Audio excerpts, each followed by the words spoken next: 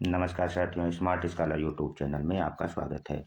आज हम लोग मौलिक अधिकारों के अंतर्गत चौथा जो मौलिक अधिकार धार्मिक स्वतंत्रता का अधिकार है और जिसका उल्लेख संविधान के अनुच्छेद 25 से 28 में व्यक्त किया गया है को पढ़ेंगे।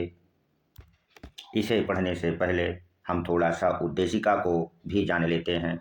जो हमारी उद्देशिका या प्रस्तावना है, इसमें नागरिकों को विचार, अभिव्यक्ति, विश्वास, धर्म एवं उपासना की जो 5 प्रकार की स्वतंत्रता को प्राप्त कराने का संकल्प व्यक्त किया गया है, उसे संविधान के भाग 3 में वर्तमान रूप प्रदान किया गया है।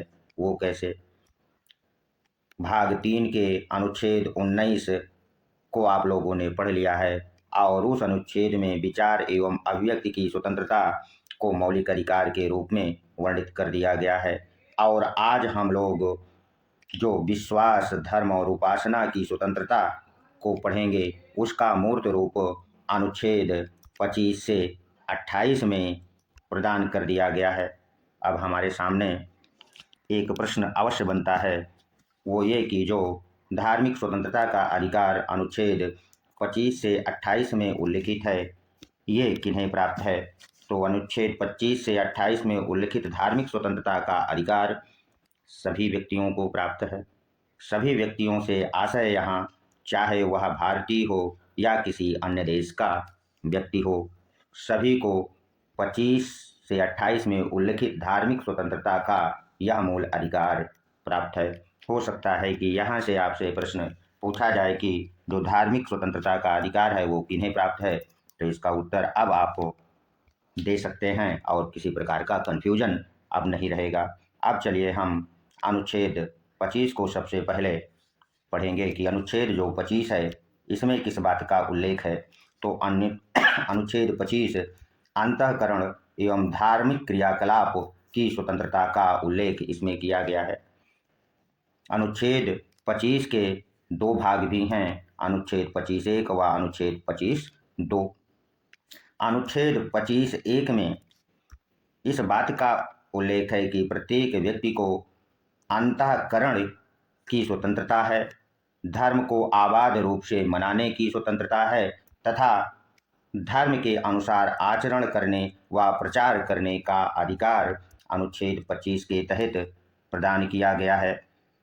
अब हम लोग यहाँ पर अंतःकरण की जो स्वतंत्रता है, इस शब्द का क्या अभिप्राय है, इसको हम बता दे रहे हैं, क्योंकि केवल रटने मात्र से आपका कन्फ्यूजन दूर नहीं होगा कि आपने इस लाइन को रट लिया और परीक्षा पास कर लेंगे। तो अब प्रतियोगिता इतनी कठिन हो गई है कि ऐसा करके आप अपने आप को धोखा दे रहे हैं, क्योंकि हम सच बोल रहे हैं। तो अंतःकरण की स्वतंत्रता से अभिप्राय है कि प्रत्येक व्यक्ति अपनी इच्छा अनुसार अपने आराध्य के साथ संबंध स्थापित कर सकता है। आराध्य शब्द का अभिप्राय है जिस भी देवी देवता के साथ उसकी आस्था है, अपनी इच्छा अनुसार वह संबंध स्थापित कर सकता है। अनुच्छेद 25(1) में उल्लिखित धर्म को अबाध रूप से मनाने का जो अर्थ है, उसका यह है कि अपनी आस्था एवं विश्वास को वह खुलकर घोषणा कर सकता है। और आचरण शब्द का जो अभिप्राय है, इसका अर्थ यह है कि प्रत्येक व्यक्ति अपने धर्म से जुड़े सभी कर्मकांडों को वह कर सकता है, उसकी स्वतंत्रता है। जैसे इस्लाम धर्म में बकरीद के समय बकरों की जो बलि दी जाती है, वह कर्मकांड से संबंधित है। तो और इसमें जो उल्लिखित शब्द है प्रचार एवं प्रसार करने की, तो प्रत्येक व्यक्ति जो किसी धर्म या संस्था से जुड़ा हुआ है, उसे अपने धर्म का प्रचार प्रसार करने की भी स्वतंत्रता है। आशा करते हैं कि आप लोगों ने अनुच्छेद 25(1) जो धार्मिक स्वतंत्रता का अधिकार है, उसको भलीभांति समझ लिया होगा। अब अनुच्छेद 25 पर क्या कोई प्रतिबंध लगाया जा सकता है? तो अनुच्छेद 25(1) में उल्लिखित स्वतंत्रता पर राज्य कुछ आधारों पर प्रतिबंध लगा सकती है। यदि लोक व्यवस्था के हित में नहीं है तो सदाचार के आधार पर और स्वास्थ्य के आधार पर। वह प्रतिबंध लगा सकती है। तथा समय समय पर उच्चतम न्यायालय ने भी अनुच्छेद 25(1) के संदर्भ में निर्णय भी दिए हैं।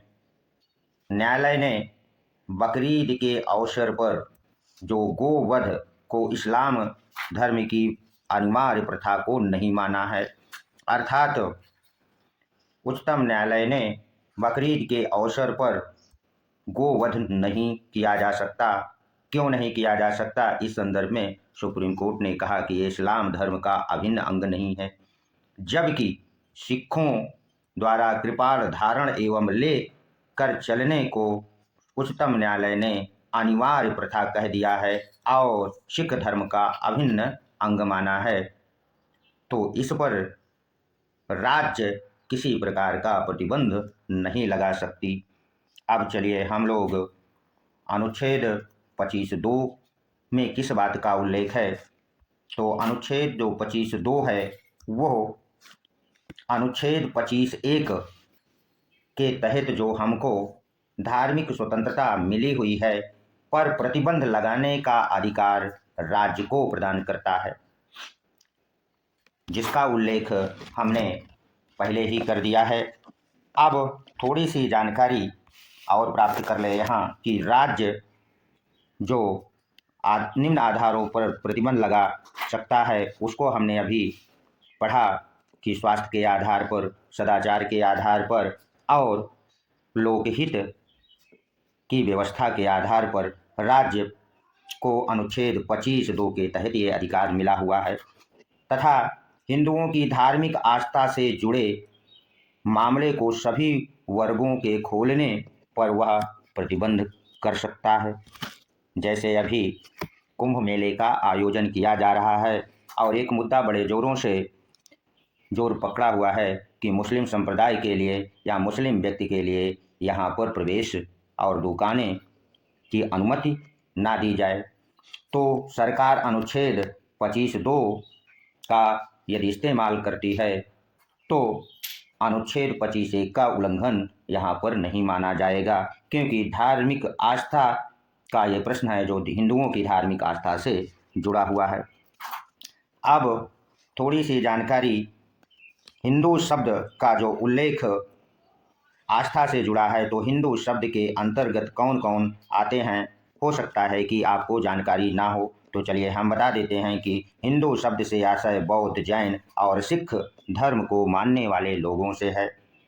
आशा करते हैं कि अनुच्छेद 25 से यदि आपसे कोई प्रश्न बनेगा तो आप उसका सही उत्तर दे लेंगे, अब कोई गलती नहीं करेंगे। तो चलिए अब हम अगले अनुच्छेद को भी पढ़ लें कि अनुच्छेद 26 में किस बात का उल्लेख है। तो अनुच्छेद जो 26 है वह धार्मिक कार्यों के प्रबंधन एवं प्रशासन की स्वतंत्रता के संदर्भ में है। तो इसमें धार्मिक कार्यों के प्रबंधन का ये अधिकार किन्हें मिला हुआ है, एक प्रश्न यहाँ बनता है और हम चाहते हैं कि आपके दिमाग में किसी प्रकार का संदेह न रहे। तो जो धार्मिक स्वतंत्र कार्यों के प्रबंधन की स्वतंत्रता का अधिकार व्यक्ति को नहीं है तो फिर किसे है? यह धार्मिक संप्रदायों जैसे रामकृष्ण मिशन हो गया, जो भी ट्रस्ट हैं उन्हें मिला हुआ है। अब यहाँ धार्मिक संप्रदाय से आशय क्या है, इसको भी आपको समझना चाहिए कि धार्मिक संप्रदाय शब्द का क्या अभिप्राय है। तो धार्मिक संप्रदाय शब्द से अभिप्राय किसी विशेष धर्म में विश्वास करने वाले व्यक्तियों के समूह से है और प्रत्येक धार्मिक संप्रदाय को अनुच्छेद 26 के तहत निम्न अधिकार मिले हुए हैं। वो कौन कौन से, चाहे मुस्लिम संप्रदाय हो, चाहे हिंदू संप्रदाय हो या कोई अन्य संप्रदाय हो, तो जो धार्मिक संप्रदाय हैं उनको कौन कौन से अधिकार मिले हैं, ये तीसरा प्रश्न है। अब तीसरे प्रश्न को भी आप जान लीजिए इसका उत्तर क्या होगा। तो जितने भी धार्मिक संप्रदाय हैं उन्हें धार्मिक कार्यों के प्रयोजन के लिए संस्थाओं की स्थापना एवं उनके पोषण का अधिकार है। यानी कि जो धार्मिक संप्रदाय हैं धार्मिक कार्यों एवं प्रयोजन हेतु संस्थाओं की स्थापना एवं पोषण कर सकते हैं। दूसरा, उन्हें धर्म विषयक कार्यों के प्रबंधन की स्वतंत्रता है, यानी धार्मिक कार्यों से संबंधित जितने कार्य हैं उनका प्रबंधन यानी मैनेजमेंट करने की भी स्वतंत्रता होगी। तथा धार्मिक संप्रदाय को जंगम एवं अस्थावर, यहाँ जंगम एवं अस्थावर शब्द का अभिप्राय चल एवं अचल संपत्ति के अर्जन एवं स्वामित्व का अधिकार तथा विधि के अनुसार प्रशासन करने का अधिकार मिला हुआ है। 2021 के टीजीटी परीक्षा में यहाँ से प्रश्न पूछा गया था कि जंगम एवं अस्थावर शब्द का क्या अभिप्राय है और किस अनुच्छेद में वर्णित है।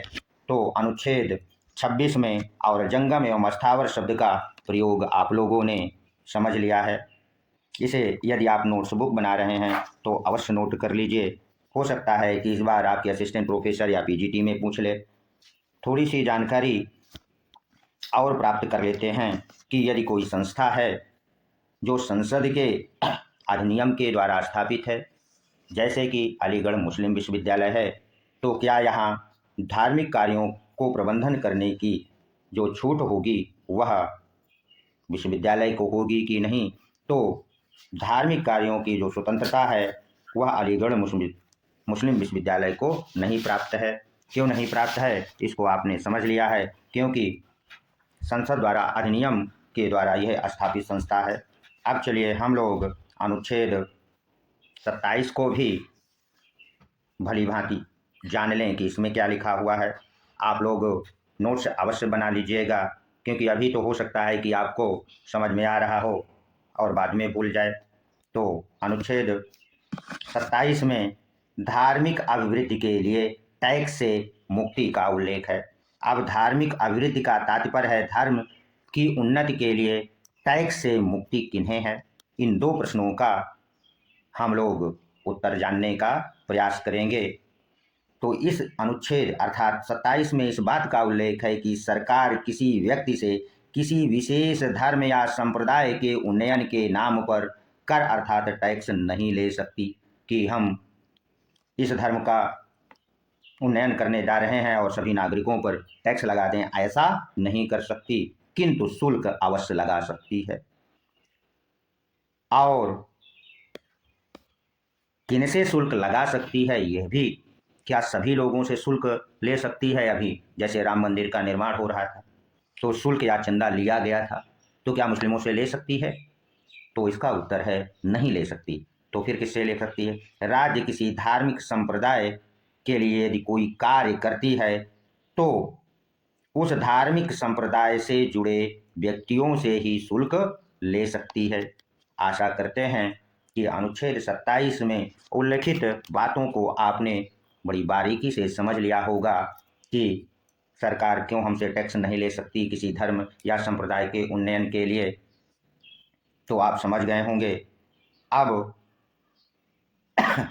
थोड़ी सी जानकारी अनुच्छेद 28 के संदर्भ में भी हम लोग कर लेते हैं।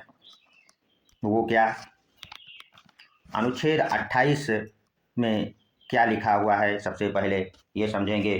तो अनुच्छेद 28 शिक्षण संस्थाओं में धार्मिक शिक्षा या उपासना पर प्रतिबंध करता है। अनुच्छेद 28 के 3 उपखंड भी हैं, अनुच्छेद 28(1), 28(2) और 28(3). इनका हम लोग यहाँ पर अलग अलग अध्ययन करने वाले हैं। तो अनुच्छेद 28 जो शिक्षण संस्थाओं में धार्मिक शिक्षा और उपासना पर प्रतिषेध करता है के संबंध में उल्लेख है, ये तो आपने जान लिया। अब 28(1) में किस बात का उल्लेख है इसको आप लोग जान लीजिए। 28(1) में इस बात का उपबंध है कि यदि कोई संस्था राज्य द्वारा पूर्णतया पोषित है, अर्थात जैसे जीआईसी हो गया, सरकारी संस्था है, तो ऐसी शिक्षण संस्था में कोई धार्मिक शिक्षा नहीं प्रदान की जाएगी। इसको आप लोग नोट कर लीजिए कि अनुच्छेद 28(1) में किस बात का उल्लेख है। तो ऐसी शिक्षण संस्था जो राज्य द्वारा पूर्णतया पोषित है, ऐसी शिक्षण संस्था में धार्मिक शिक्षा की मनाही है। अब 28(2) में किस बात का उल्लेख है इसको भी जान लीजिए। 28(2) अनुच्छेद 28(1) का अपवाद है। वो कैसे, 28(2) में इस बात का उल्लेख या उपबंध है कि यदि कोई संस्था ऐसी है जो किसी न्याय या ट्रस्ट द्वारा स्थापित की गई है तो इसमें धार्मिक शिक्षा यदि आवश्यक है तो इसमें अवश्य दी जा सकती है। अब अनुच्छेद 28(3) क्या कहता है, तो इसको भी समझ लें। 28(2) जो 28(1) का उपवाद है उसको आपने समझ लिया कि ऐसी कोई संस्था जो किसी न्यास या ट्रस्ट द्वारा स्थापित है और उसमें धार्मिक शिक्षा यदि आवश्यक है तो वो दे सकती है, उस पर किसी प्रकार की मनाही नहीं है। 28(3) में इस बात का उपबंध किया गया है कि राज्य द्वारा यदि सहायता प्राप्त कोई शिक्षण संस्था है तो उसमें शामिल होने वाले व्यक्तियों को धार्मिक शिक्षा या उपासना के लिए बाध्य नहीं किया जाएगा।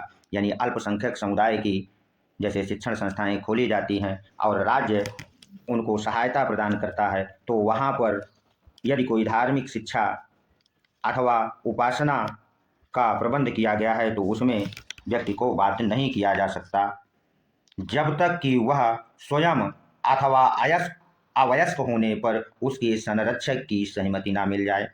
यदि व्यक्ति स्वयं सहमति दे देता है अथवा उसके गार्जियन या संरक्षक की अवयस्क होने पर सहमति मिल जाती है तो अनुच्छेद 28(30) के तहत व्यक्ति को सहायता प्राप्त शिक्षण संस्थाओं में धार्मिक शिक्षा में भाग लेने अथवा उपासना में उपस्थित होने के लिए बाध्य किया जा सकता है।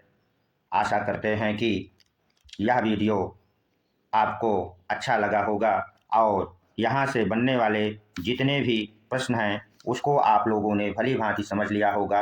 अब किसी भी प्रतियोगी परीक्षा में यदि यहाँ से कोई प्रश्न आपसे पूछा जाएगा तो आप उसका गलत उत्तर नहीं करके आएंगे। धन्यवाद। मिलते हैं अगले वीडियो में। यदि यह वीडियो अच्छा लगा तो इसे सब्सक्राइब अवश्य कर दें ताकि इसी प्रकार आपको वीडियो मिलते रहें। अगले वीडियो में हम जो पढ़ेंगे वह मौलिक अधिकार का जो 5वां अधिकार होगा, शिक्षा एवं संस्कृति का अधिकार, उसे जानेंगे। तब तक के लिए धन्यवाद।